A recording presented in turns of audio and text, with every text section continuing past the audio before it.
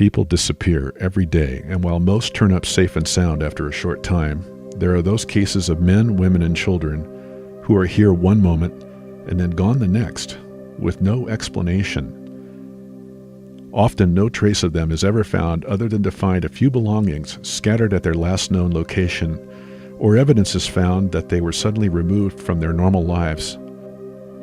Other times, it is as if they vanished into thin air, leaving only questions and desperate family members looking for them. Some may have chosen to leave their old lives for reasons that leave everyone with more questions than answers, and others clearly had no intention on leaving, but left no trace of themselves for investigators and friends or family to follow. Join us as we examine 5 cases of strange and unexplained disappearances throughout history. If you have any explanation or theories of what happened to these people, please comment here or contact the authorities. As always, relax and enjoy the video. Number 5. Spartacus. In 71 BC, Spartacus, the preeminent leader of a group of escaped Roman slaves, was reportedly killed upon losing to the might of the Roman army arrayed against him and his forces, after a bloody war that ranged through the countryside of what is now Italy, and that lasted for several years. The revolt began in 73 BC with 70 gladiators escaping their school in the town of Capua, and they went on to engage and defeat a small Roman force that was sent out to recapture them. Within 2 years, Spartacus had become a fixture of terror and legend throughout the heartland of the Roman Empire, and repeatedly and with great skill defeated larger and better equipped Roman legions sent out to capture and kill his forces. In the spring of 72 BC, Spartacus led his forces north, and through a series of complex battles and maneuvers, came within striking distance of the capital itself. There is some disagreement about the intent of Spartacus at this point, but it appears he changed his mind about attacking Rome and moved north to a region over the Alps that he must have felt would offer more safety for he and his men. In 71 BC, the Roman Senate dispatched Marcus Licinius Crassus to defeat Spartacus's army, and was assigned 6 legions to hunt down Spartacus and his men and defeat them once and for all. Crassus, by all reports, used savage means of forcing discipline on his own men, including the practice of killing entire units of his army for failures real or perceived. Crassus proved to be more dangerous to his own army than the enemy, a fact which he seems to have cultivated to maximum effect. In future engagements, with Crassus at the helm, the Roman army began to turn the tide, and Spartacus began to suffer a series of defeats and unfortunate events that saw him retreat and ultimately ended up in a siege. Spartacus at one point attempted a negotiation and Crassus refused. With that, a bloodbath ensued. With his rebel force in near ruins, Spartacus brought his remaining strength to bear against the oncoming Roman legions, and was reportedly killed at the Silar River. Later on, 6,000 of his surviving men were captured and were summarily crucified, lining the Appian Way from Rome to Capua as a statement to all others in the empire as to what would happen to those who went against Rome. It is at this point Spartacus disappears from history. His body was never found, but his legend was assured. There are accounts that indicate Spartacus was wounded in the thigh during the final battle. After this report, the texts and history fall silent except to presume Spartacus had died. Could Spartacus have escaped, or did his loyal soldiers and aides destroy his body in order to deny the Romans their prize? Without a body, who's to really know for sure? Personally, I like to believe that this man, who pioneered the use of unconventional warfare, made one of the most symbolic statements about the evils of slavery and escaped to live his life out peacefully somewhere outside of Roman reach. Number 4. Jimmy Hoffa. Jimmy Hoffa was an American labor union leader and president of the Teamsters Union from 1958 to 1971. In late July of 1975, he vanished without a trace at the age of 62 years old. Hoffa was active in the Teamsters from his mid-20s until his late 50s and played a large role in growing the Teamsters into a major force of 1.5 million members at its peak. With Hoffa's leadership in the Union came his involvement in organized crime. He developed a reputation for jury tampering, fraud, and bribery until he was convicted in 1967 for 13 years and was pardoned by Richard Nixon in 1971 after he agreed to suspend any involvement in future Union activities until 1980. Hoffa disappeared from the parking lot of a restaurant in Detroit where he intended to meet with two mafia leaders, Anthony Giacalone and Anthony Provenzano, on July 30th, 1975. After arriving at 2 in the afternoon, he called his wife around 2:30 to tell her he was waiting a few minutes more before leaving. Afterwards, Hoffa was spotted by a truck driver who claimed that the car Hoffa was seen in almost hit his truck. The driver also claimed to see a long object in a gray blanket next to Hoffa in the seat, along with another unknown passenger. Hoffa's wife reported him missing to the authorities later that evening. Police later found his car at the restaurant unlocked, but there was no indication of what happened to him. Many years of extensive investigation involving numerous law enforcement agencies, including the FBI, came to no definite conclusion. Giacalone and Provenzano, who denied having scheduled a meeting with Hoffa, were not found to have been near the restaurant that afternoon. In 2001, with the advent of DNA technology, the FBI matched DNA from a known sample of his DNA with a strand of hair found in a 1975 Mercury Marquis driven by a longtime friend, Charles Chucky O'Brien, on July 30th, 1975.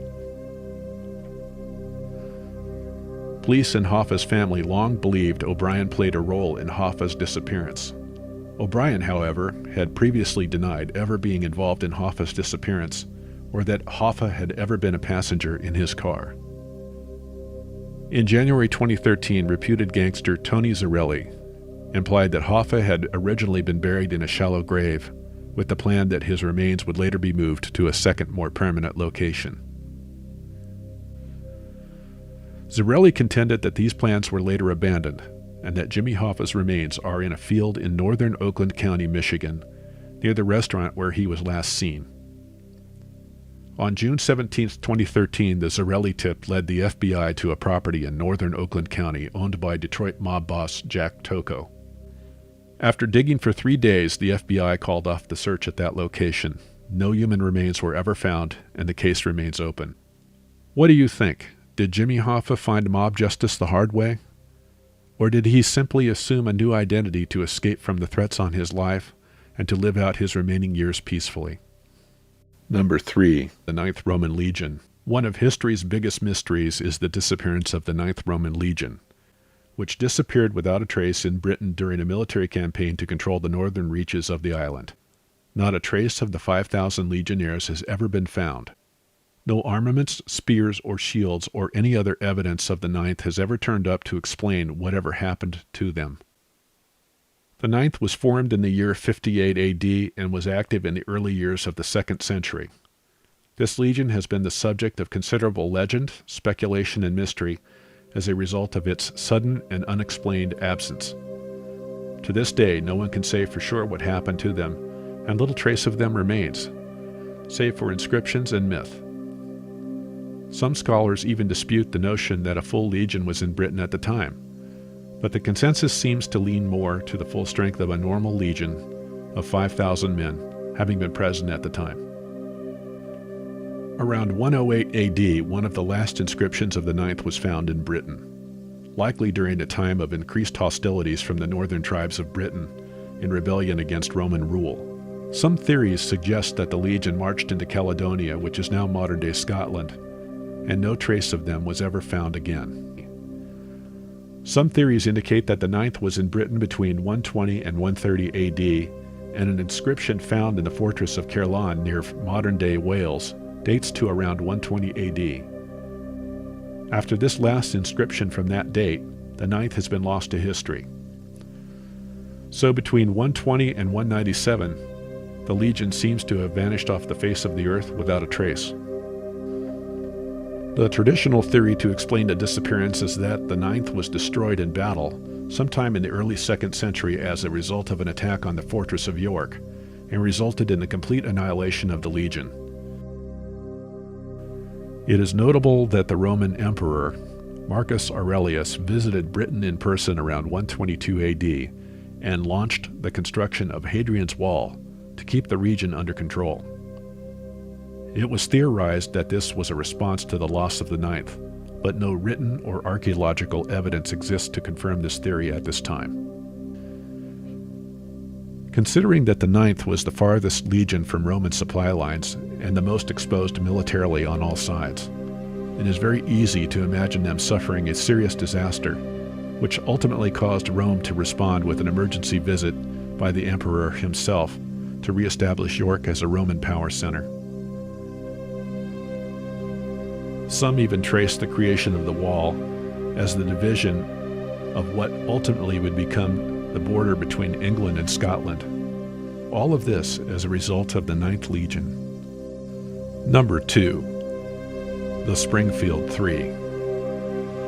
On June 7, 1992, three women, Suzanne Streeter, Stacy McCall, and Streeter's mother, Cheryl Levitt, left a party to return home to the Streeter house and were never seen again.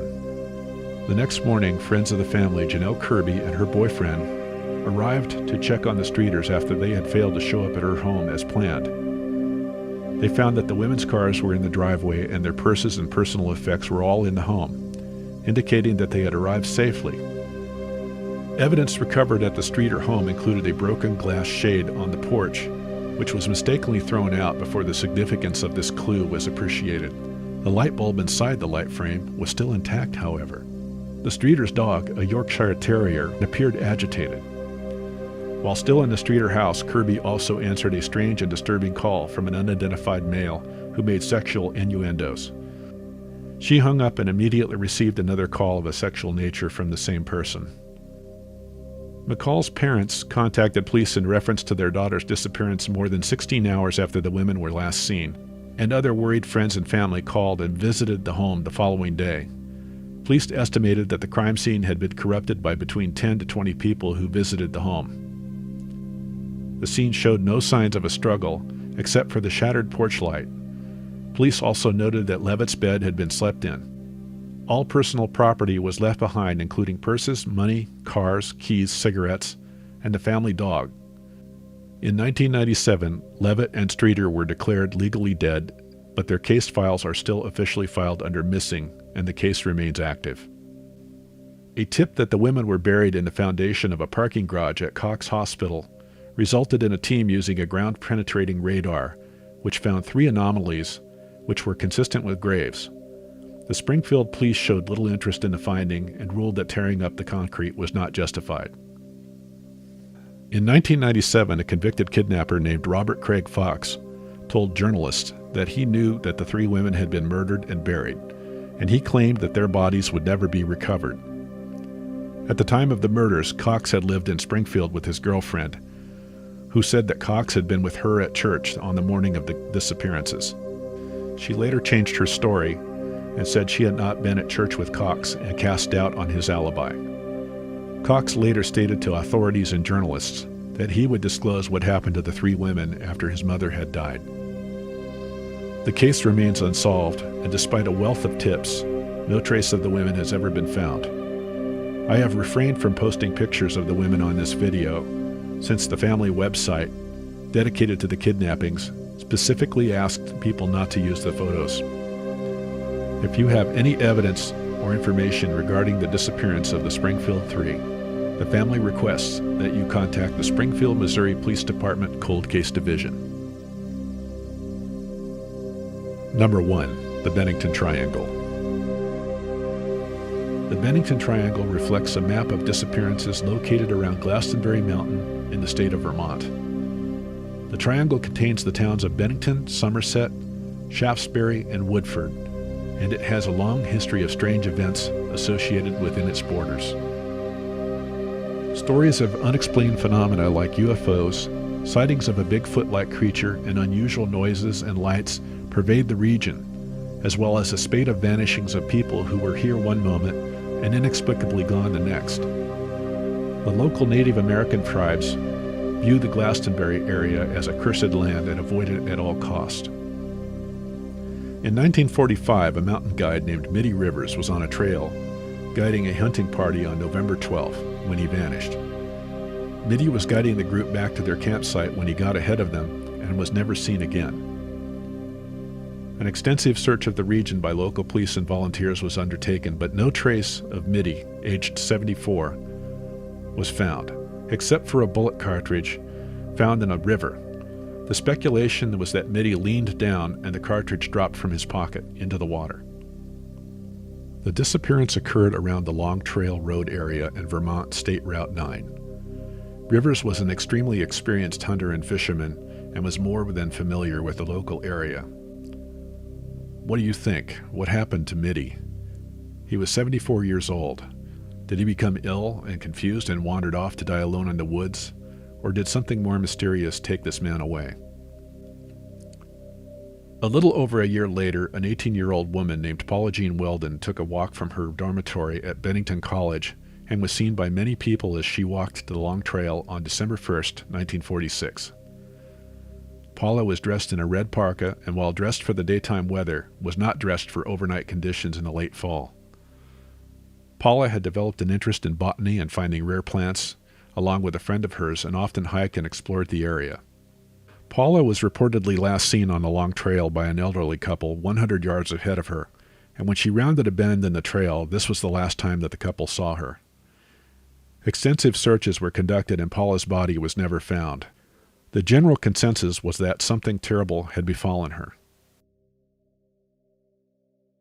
Before Paula Weldon vanished, Vermont had no state police, and it was all up to the county sheriffs and local authorities to conduct the investigation. When Weldon went missing, authorities in Vermont asked for help from the Connecticut and New York state police, and Paula's father eventually complained to the Vermont state government that the investigation suffered from poor coordination and shoddy investigation practices. As a result of Paula's disappearance, the Vermont State Police Force came into existence and have saved many lives as a result, all because of the disappearance of Paula Weldon. What do you think? Did Paula move on to a new life and a new identity, or did she die somewhere on the trail as a result of foul play or a fall or some similar accident? 3 years to the day after Paula's disappearance, on December 1st, 1949, a man by the name of James Tedford was on a bus returning from an outing at the town of St. Albans back to his home in Bennington at the Bennington Soldiers' Home.